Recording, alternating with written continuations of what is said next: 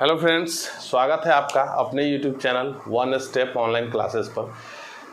जो हमारा चल रहा था नाउन का सीरीज, उसी को हम लोग कंटिन्यू करेंगे। कुछ कारण से ब्रेक लग गया था बीच में, तो उसको छोड़िए, फिर हम लोग आगे अभी कंटिन्यू करेंगे।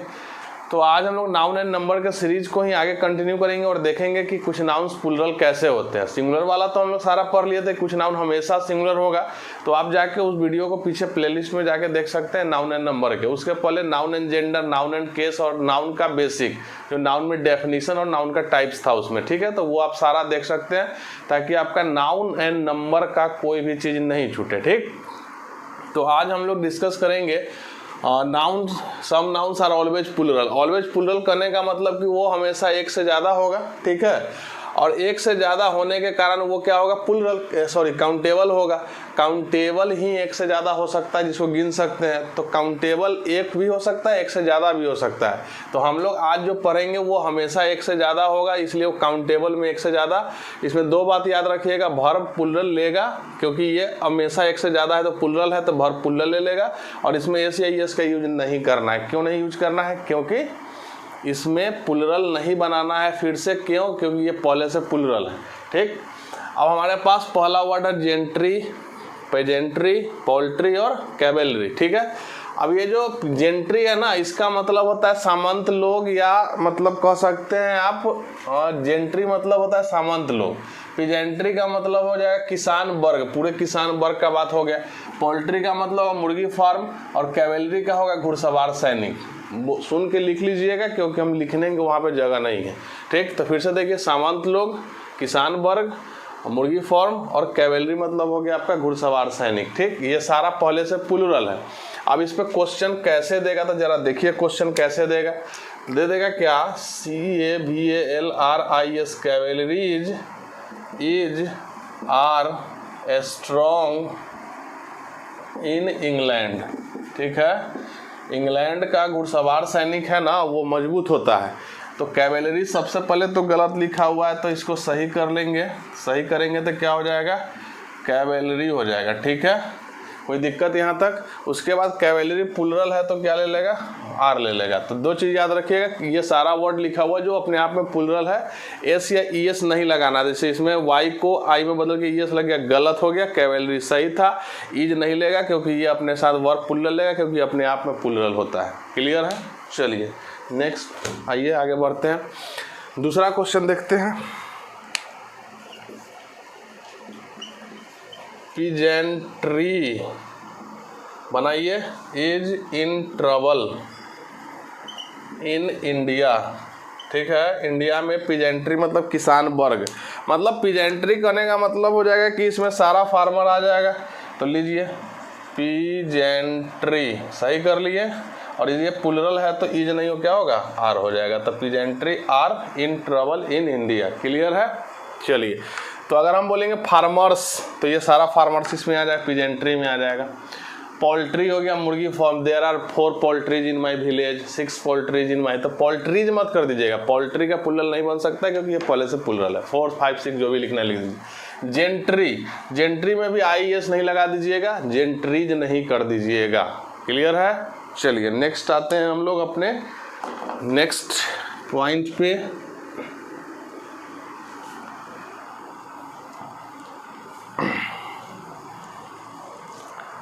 अगला है हमारा पुलिस। अब पुलिस को जरा समझिएगा, जिसको समझाना होगा थोड़ा उसको हम यहाँ पे लिख देंगे।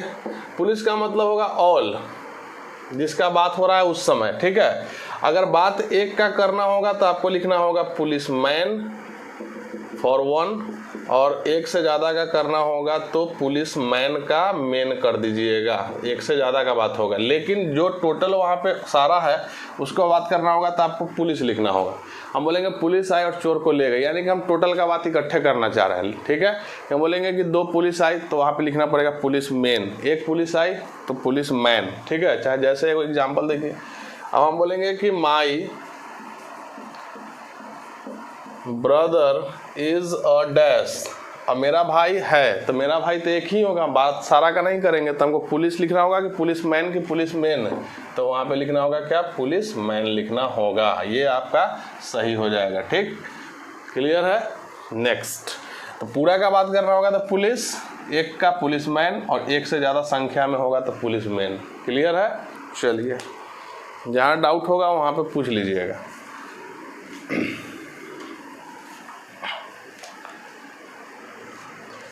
नेक्स्ट है पीपुल। तो पीपुल का होगा लोग, इसमें एस नहीं लगाना है। ठीक, चलिए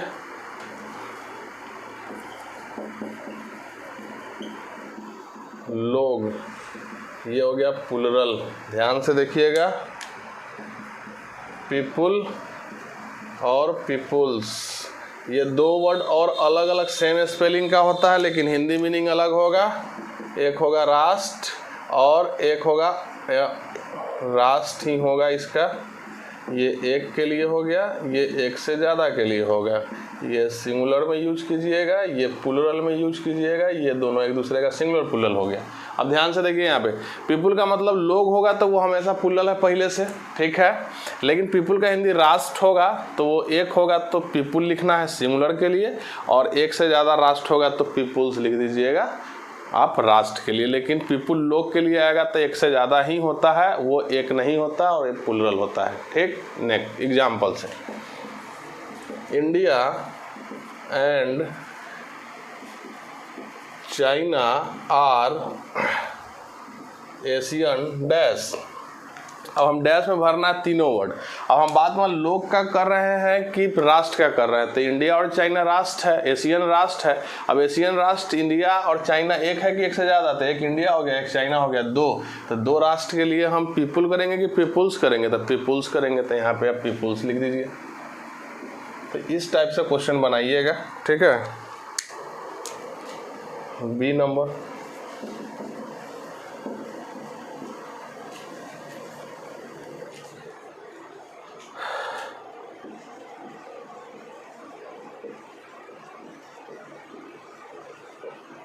Indian dash always help others. ठीक है, तो इंडियन क्या राष्ट्र हेल्प करता है दूसरे का कि लोग? तो यहाँ बात हो रहा है लोग का। लोग के लिए आप एक ही वर्ड यूज कीजिएगा पीपुल, और ये पहले से प्लुरल है, इसमें एस नहीं लगा दीजिएगा, तो इंडियन पीपुल हो जाएगा। कोई दिक्कत नहीं ना? चलिए, तो इस टाइप से क्वेश्चन को समझिएगा। अभी देख लीजिए, समझ लीजिए, वीडियो के बाद फिर से एक बार देख के इसका नोट्स बना लीजिएगा ताकि कभी क्वेश्चन नहीं फंसे इस टाइप का वर्ड से।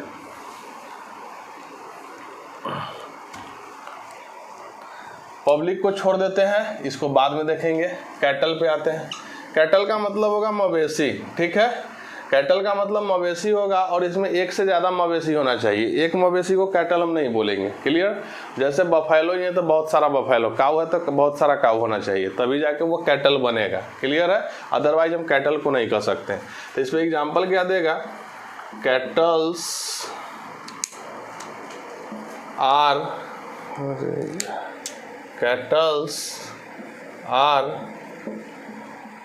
grazing the grass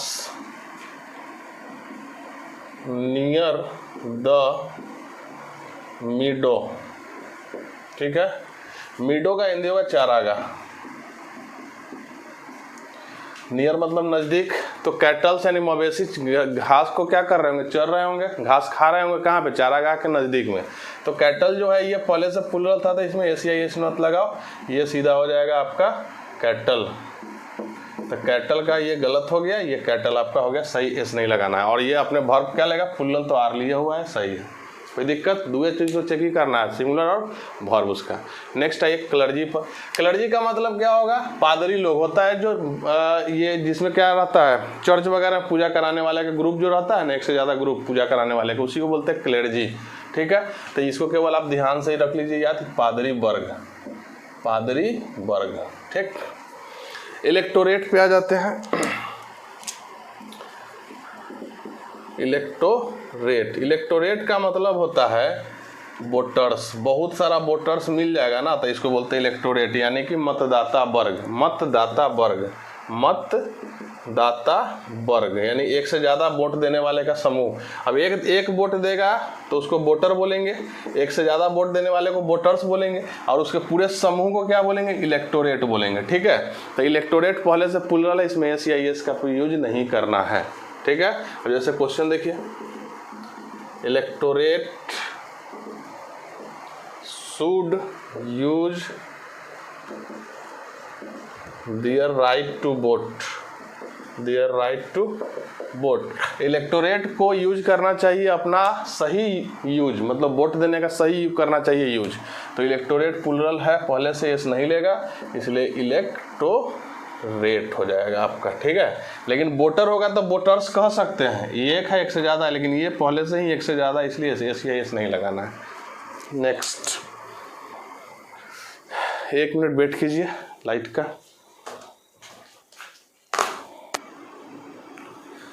तो देखते हैं कहाँ तक हो गया था। चलिए, तो इलेक्टोरेट हो गया क्लियर। वर्मीन पे आते हैं, वर्मीन क्या होता है।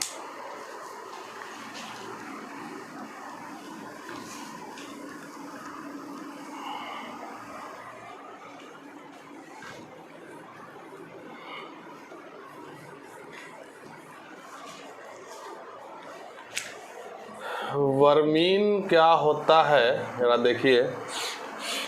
वर्मीन होता है इंसेक्ट्स दैट हार्म, ठीक है। वैसा कीड़ा मकोड़ा जो हार्म करता है, जैसे लकड़ी वगैरह में छेद कर देता है, ठीक है। तो वो कीड़ा मकोड़ा किस में रखते हैं लोग, वर्मीन में।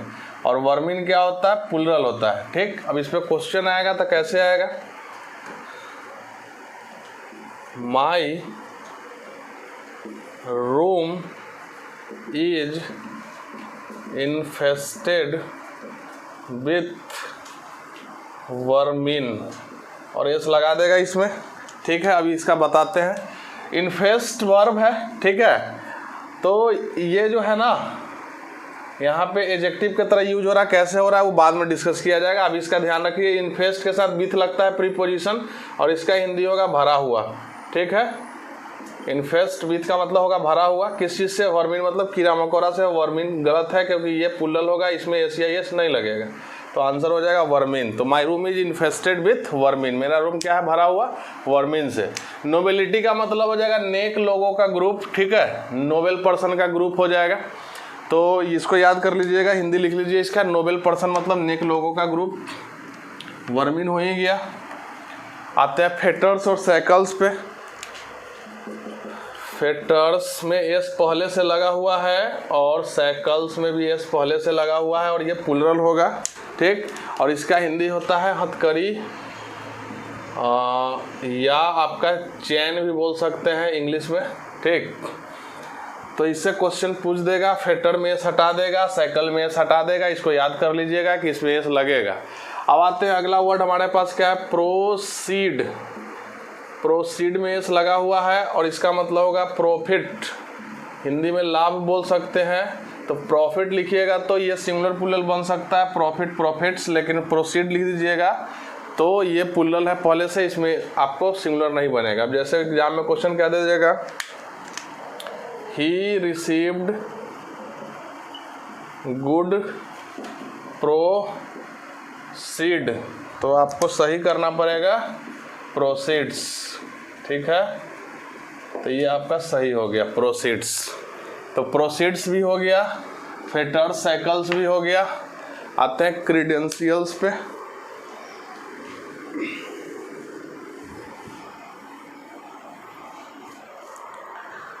क्रीडेंशियल्स, क्रीडेंशियल्स का 2 मीनिंग होगा, ठीक है।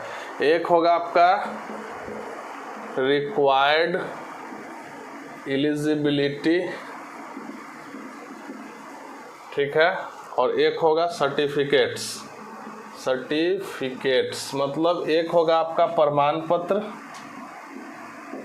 प्लूरल में, और अपेक्षित योग्यता, ठीक है। किसी चीज़ को कंप्लीट करने का जो एलिजिबिलिटी होगा, उसके आप लायक हैं कि नहीं, उसको क्रीडेंशियल्स इंग्लिश में बोलते हैं। और ये दोनों मीनिंग में क्या होगा, प्लूरल होगा, इसमें भी प्लूरल और इसमें भी प्लूरल होगा, ठीक है। अब जैसे एग्जाम में दे देगा क्या, he submitted all his credential at the time of interview, तो उसने सबमिट किया इंटरव्यू के टाइम में अपना क्रीडेंशियल, मतलब क्या सबमिट किया होगा, तो सर्टिफिकेट सबमिट किया होगा। तो सर्टिफिकेट के सेंस में भी क्रीडेंशियल्स ही लिखना है, और रिक्वायर्ड एलिजिबिलिटी के सेंस में भी क्रीडेंशियल्स लिखना है। तो ये क्रीडेंशियल गलत हो गया, सही क्या होगा, क्रीडेंशियल्स।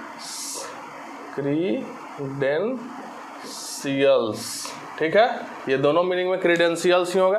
रिक्वायर्ड एलिजिबिलिटी का मतलब होगा कि आपका फॉर्म भरने का एज होगा 18 साल, आपका 17 साल है तो आपका क्रीडेंशियल्स कंप्लीट नहीं है। ठीक है, तो उस पर भी आपका एग्जाम्पल दिया जाएगा जब सेशन चलेगा, प्रैक्टिस सेशन तब। चलिए नेक्स्ट आते हैं वर्ड पे।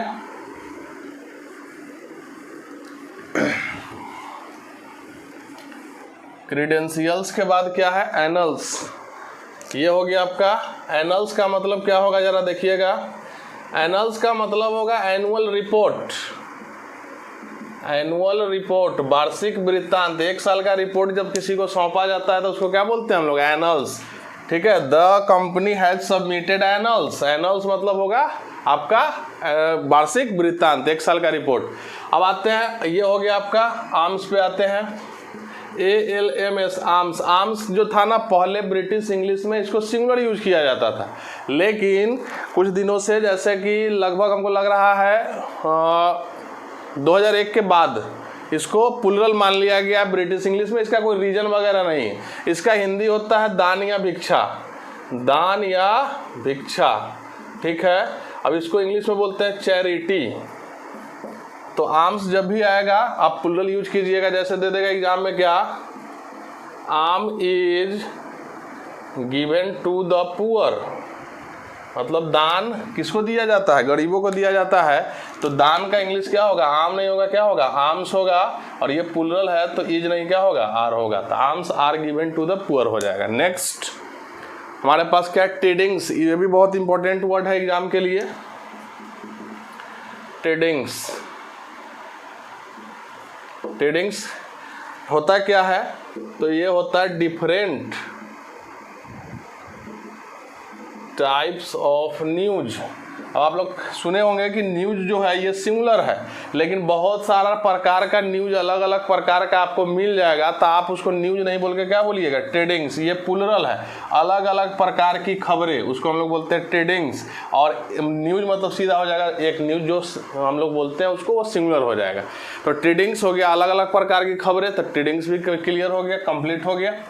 ठीक है, बोलेगा क्या कि ही रिसीव्ड ट्रेडिंग्स, मतलब उसने रिसीव किया। ट्रेडिंग्स मतलब वो अलग अलग प्रकार का खबर रिसीव किया। ठीक है, ऑर्डर्स का मतलब क्या होगा जरा देखते हैं। ORDER, order. अब जो ऑर्डर है ना, ये अगर होगा तो इसका हिंदी आदेश होता है, और भाई ये सिंगुलर होता है। लेकिन हम लोग जो यहाँ पे पढ़ रहे हैं ये ऑर्डर्स।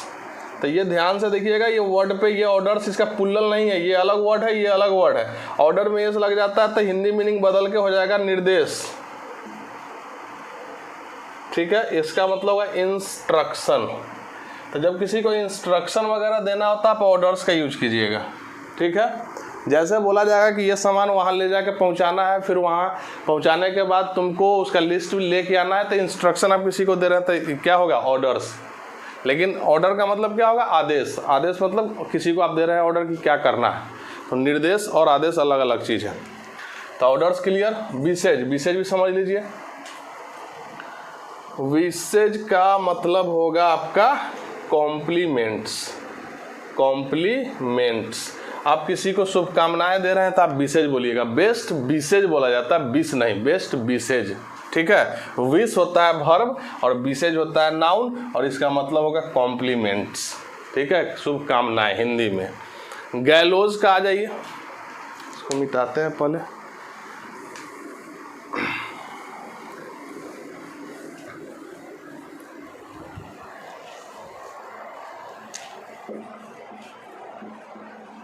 गैलोज का मतलब हो जाएगा फांसी का तख्त। फांसी का तख्त, और ये प्लुरल है इसलिए इसका यूज कीजिएगा प्लुरल के सेंस में। ठीक है, गैलोज। ये इंपॉर्टेंट वर्ड है एसेज, ASHES। एसेज का मतलब राख और एसेज का मतलब अवशेष। अब देखिए स्पेलिंग शेष है, सॉरी स्पेलिंग सेम है बट मीनिंग इसका दो है। एक हो गया राख, तो अगर मीनिंग राख होगा तो सिंगुलर यूज कीजिएगा, मतलब सिंगुलर हो जाएगा, और अगर आप अवशेष हो जाएगा इसका मतलब तो ये प्लूरल हो जाएगा। और अवशेष और राख में तो आपको पता ही हो जाएगा कि क्या होता है डिफरेंस, ठीक है। तो जब राख का सेंस होगा तो ऐसे ही लिखना है लेकिन सिंगुलर, और जब अवशेष का बात होगा तो ऐसे ही लिखिएगा, वो प्लूरल हो जाएगा। मतलब ये राख में सिंगुलर है, अवशेष में प्लूरल है, ठीक।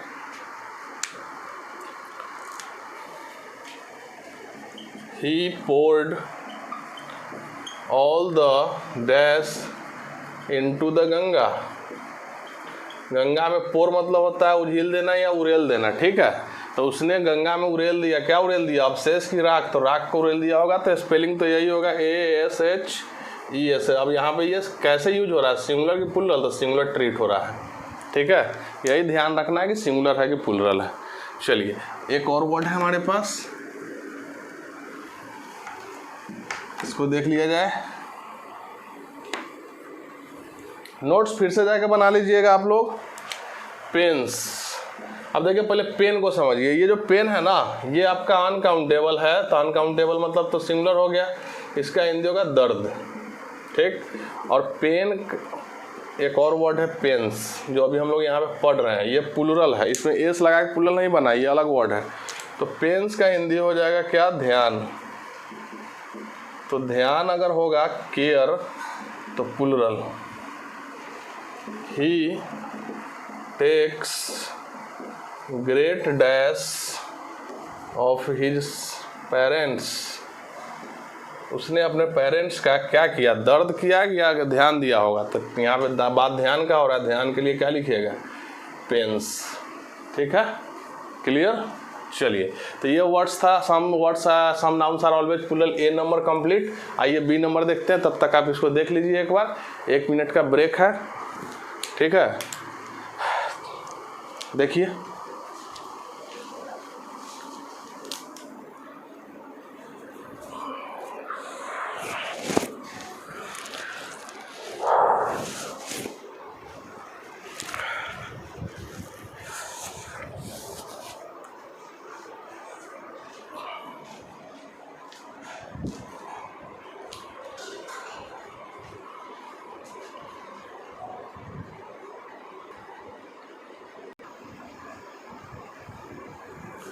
तो हो गया होगा। चलिए आइए आगे बढ़ते हैं।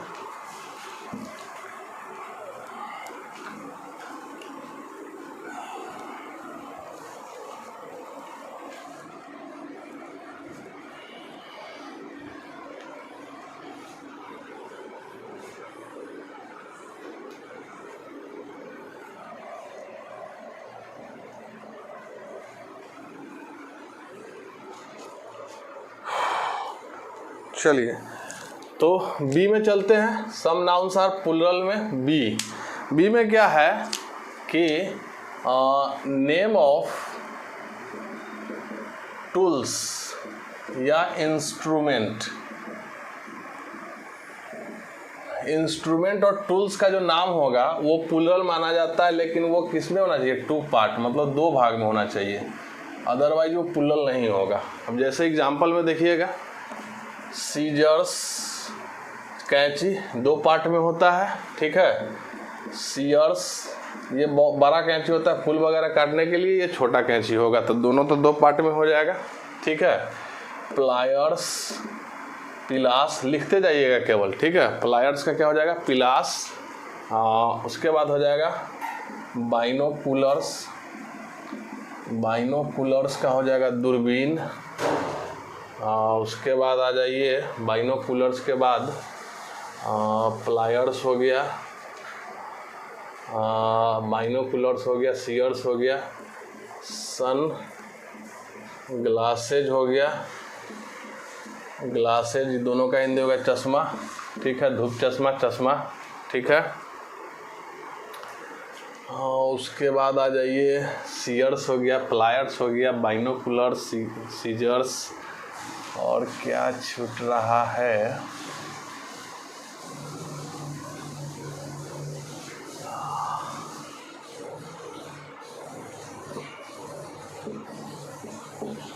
बैलेंसेज, इसका हिंदी होगा तराजू, ठीक है। इसको लिख लीजिएगा। बैलेंसेज का तराजू, प्लायर्स का क्या हो जाएगा पिलास, सीयर्स का कैंची, इसका भी हो जाएगा कैंची, बाइनोकुलर्स का दूरबीन, उसके बाद हो जाएगा टोंग्स मतलब चिमटा, ठीक है। सॉक्स मोजा, उसके बाद हो जाएगा आपका शूज, इसके बाद हो जाएगा बैंगल्स चूड़ी, एंकल्स पायल, ईयर रिंग्स, ठीक है। ईयर रिंग्स हो गया, बैंगल्स हो गया, शूज हो गया, ठीक। चलिए सी में लिख लेते हैं कुछ नेम ऑफ ड्रेस आइटम्स। कुछ छूट जाएगा तो उसको बाद में कवर कर लिया जाएगा, ठीक है। नेम ऑफ ड्रेस आइटम ये भी होना चाहिए 2 पार्ट्स, और सीधा याद रखिए कमर के नीचे वाला का, कमर का नीचे वाला का हम लोग यूज करते हैं पुल्लल के लिए, ऊपर वाला का यूज नहीं किया जाता है ब्रिटिश इंग्लिश में सिंगुलर पुल्लल के सेंस में, ठीक है। तो आ जाइए क्या क्या हो जाएगा, ट्राउजर्स, ठीक है, पैंट्स, कैपरीज, प्लाजोज, लेगिंग्स, ठीक है, जेगिंग्स, जीन्स, ठीक है। हाँ तो ये सारा हो गया आपका आइटम्स, ड्रेस आइटम्स वगैरह में, ठीक है। पैजामाज,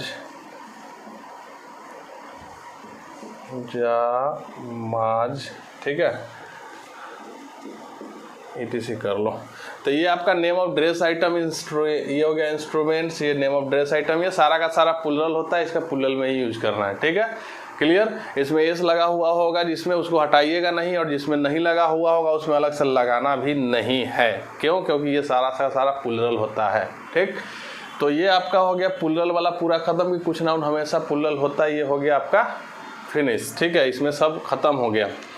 अब इसके बाद जो हम लोग पढ़ेंगे नेक्स्ट क्लास में, आज के लिए इतना ही रहने देते हैं, ठीक है। आज नेक्स्ट क्लास में हम लोग जो पढ़ेंगे वो इम्पोर्टेंट सेक्शन होगा, उसको आप मिस मत कीजिएगा, क्योंकि वो नाउन होगा सिंगुलर भी हो जाता है और पुल्लल भी हो जाता है, उसको हम लोग कल पढ़ेंगे। और कुछ नाउन होता है जिसका सिंगुलर में अलग होगा और उसका पुल्लल बनने का मीनिंग चेंज हो जाएगा, तो वो हम लोग कल करेंगे।